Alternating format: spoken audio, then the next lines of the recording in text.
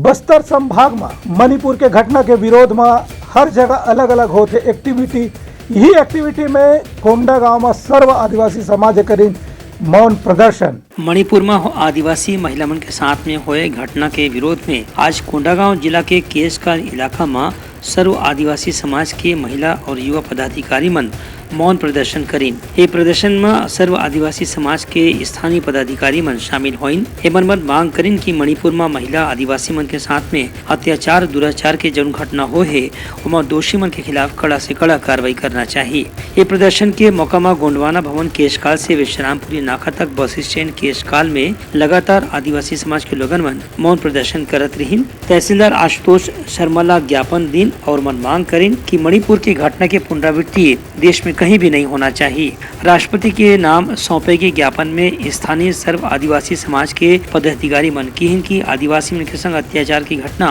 पाछू कुछ महीना में लगातार बढ़त जात है। यह आदिवासी समाज के मन में असुरक्षा की भावना पैदा करत है। यही पाए कि केंद्र और राज्य सरकार ला आदिवासी मन के सुरक्षा पर विशेष रूप से ध्यान देना चाहिए। ब्यूरो रिपोर्ट उत्तलंघा न्यूज।